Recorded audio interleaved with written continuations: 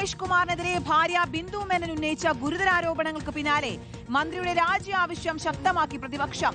മന്ത്രിയുടെ driver മർദ്ദിച്ചുവെന്നും police സഹായിച്ചില്ലെന്നുമുള്ള Bindu മേനോന്റെ ആരോപണം ഗൌരവമുള്ളതെന്നാണ് പ്രതിപക്ഷ വിലയിരുത്തൽ. ഇന്നും മന്ത്രിക്കെതിരെ വ്യാപക പ്രതിഷേധത്തിനാണ് നീക്കം. തെരുവിൽ തടയുമെന്നാണ് KSUവിന്റെ മുന്നറിയിപ്പ്. കൊല്ലത്തെയും തിരുവനന്തപുരത്തെയും മന്ത്രിയുടെ ഓഫീസുകളിലേക്കും വിവിധ സംഘടനകളുടെ പ്രതിഷേധ മാർച്ച് നടന്നേക്കും. റോഷിപാൽ നൽകും വിശദാംശങ്ങൾ. Good morning Roshipal. പ്രതിപക്ഷത്തിന് വീണുകിട്ടിയ വലിയ ആയുധമാണ് തെരഞ്ഞെടുപ്പിന് തൊട്ടുമുൻപ്. അത് ആ രീതിയിൽ തന്നെ പ്രതിഷേധമായി കാണുകയും ചെയ്യുന്നുണ്ട്. വരും ദിവസങ്ങളിലും അത് ശക്തമായി തന്നെ കാണുമല്ലേ?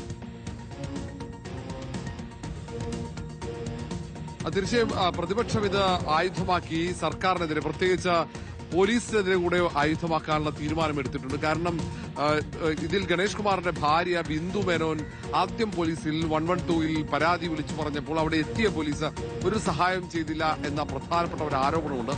അതും ആയുധമാക്കാനാണ് തീരുമാനം. മന്ത്രി ഗണേഷ് കുമാർ രാജിവെക്കണം. മന്ത്രിയുടെ ഡ്രൈവർ ഭാര്യ ബിന്ദുവിനെ മർദ്ദിച്ചപ്പോൾ അവിടെ ഒരു തരത്തിലുള്ള സംരക്ഷണവും പോലീസിന്റെ ഭാഗത്ത് ഗണേഷ് കുമാറിന്റെ ഭാര്യയ്ക്ക് ലഭിച്ചില്ല എന്നതാണ് ഉയർത്തിക്കാട്ടാൻ ശ്രമിക്കുന്നത്. അങ്ങനെ വല്ലാതെ സർക്കാരിനെ പോലും പ്രതിസന്ധിയിലാക്കുന്ന ആക്ഷേപങ്ങൾ LDF എങ്ങനെയാണ് ഈ ആരോപണങ്ങൾ പ്രതിരോധിക്കുക എന്ന് വ്യക്തമല്ല. വലിയ പ്രക്ഷോഭത്തിന് കോൺഗ്രസ് നേതൃത്വം തയ്യാറൊക്കെയാണെന്ന് സംസ്ഥാന വ്യാപകമായി യുവജന വിദ്യാർത്ഥി സംഘടനകളുടെ പ്രതിഷേധങ്ങളുണ്ട്. മന്ത്രിയെ തെരുവിൽ തടയുമെന്ന പ്രഖ്യാപനം KSU സംസ്ഥാന നേതൃത്വം നടത്തിക്കഴിഞ്ഞു. അതുകൊണ്ട് സ്വാഭാവികമായും ഇന്ന് മന്ത്രിസഭാ യോഗത്തിൽ പങ്കെടുക്കാനായി തിരുവനന്തപുരത്തുണ്ട്.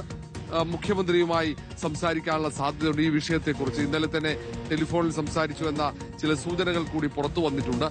ഒന്നുകിൽ മന്ത്രിയുടെ രാജി വാങ്ങുക അല്ലെങ്കിൽ പുറത്താക്കുക എന്ന ആവശ്യമാണ് പ്രതിപക്ഷം മുന്നോട്ട് വെക്കുന്നത്.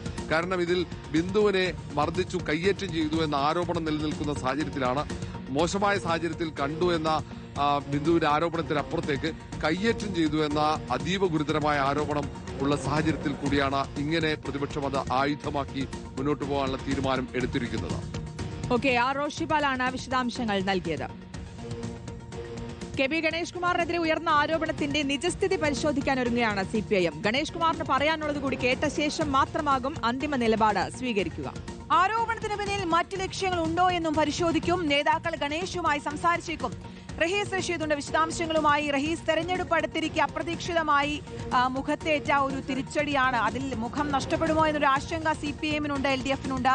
തെരഞ്ഞെടുപ്പ് അടുത്തിരിക്കെ അത് വലിയ ആശങ്ക ഉണ്ടാക്കുന്നുള്ളത് വസ്തുതയാണ്. അപ്പോൾ മന്ത്രിയുടെ ഭാഗം കേട്ട ശേഷമാകാം ബാക്കി തീരുമാനം എന്ന ഒരു തീരുമാനത്തിലേക്ക് എത്തിയിരിക്കുകയാണോ ഇപ്പോൾ പാർട്ടി?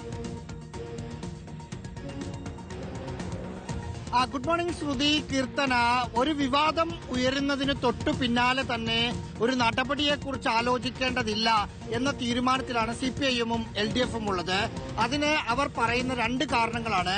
ഒന്ന്, തെരഞ്ഞെടുപ്പ് അടുത്ത് നിൽക്കുന്ന രാഷ്ട്രീയ സാഹചര്യം.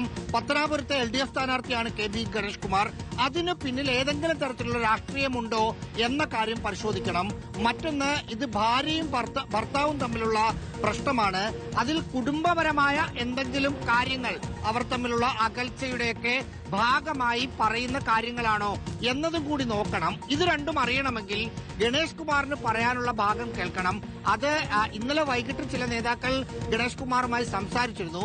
അപ്പോൾ ഗണേഷ് കുമാർ പറഞ്ഞ കാര്യം ഇന്നലെ മാധ്യമപ്രവർത്തകരോട് പറഞ്ഞതുപോലെ തന്നെ ഇത് വ്യക്തിപരമായ വിഷയമാണ്, മണ്ഡലവുമായി ബന്ധപ്പെടുന്ന കാര്യമല്ല എന്ന നിലപാട് തന്നെയാണ് അദ്ദേഹം പറഞ്ഞത്. കുറച്ചു കാലമായി ഭാര്യയുമായി പിണക്കത്തിലായിരുന്നു. അതിന്റെ ഭാഗമായി വന്ന ഒരു കാര്യമായി മാത്രം ഇതിനെ കണ്ടാൽ മതി എന്ന നിലപാടാണ് ഗണേഷ് കുമാർ എടുത്തത്. പക്ഷേ LDF-ന് ഇതിനെ രാഷ്ട്രീയമായി പ്രതിരോധിക്കുമ്പോൾ പോലും പോലീസിനെ വിളിച്ചു, പോലീസ് എത്തി. പക്ഷെ അകത്തേക്ക് കയറാൻ ഒരു സമ്മതം ഗണേഷിന്റെ ഭാഗത്തൊന്നും ഉണ്ടായില്ല. ആ തരത്തിൽ പോലീസിന്റെ ഭാഗത്തുനിന്നുള്ള വീഴ്ചയെ ഏത് തരത്തിൽ അത് ഗൗരവമാണ് എന്ന് തന്നെയാണ് CPIM കാണുന്നത്. കാരണം മന്ത്രിയുടെ ഭാര്യ ആയതുകൊണ്ട് മാത്രമാണ് ബിന്ദു മേനോന് അവിടെ നീതി കിട്ടാതിരുന്നത്. അങ്ങനെ ഒരു സംഭവം ഉണ്ടായിട്ടുണ്ടെങ്കിൽ മറ്റേതൊരു സ്ത്രീയാണെങ്കിലും അതിനകത്ത് നിൽക്കുന്ന ആരോപണ വിധേയനായ ആൾ പറയുന്നത് കേട്ട് പോലീസ് നിൽക്കില്ല. അതുകൊണ്ട് അത് വളരെ സീരിയസ് ആയി കാണുന്നു. ഗണേഷ് കാണട്ടെ, ഗണേഷ് കേൾക്കട്ടെ, അതിനുശേഷം ഒരു തീരുമാനമെടുക്കാം എന്ന നിലപാടിലേക്ക് അതുകൊണ്ടാണ് CPIM പോകുന്നത്.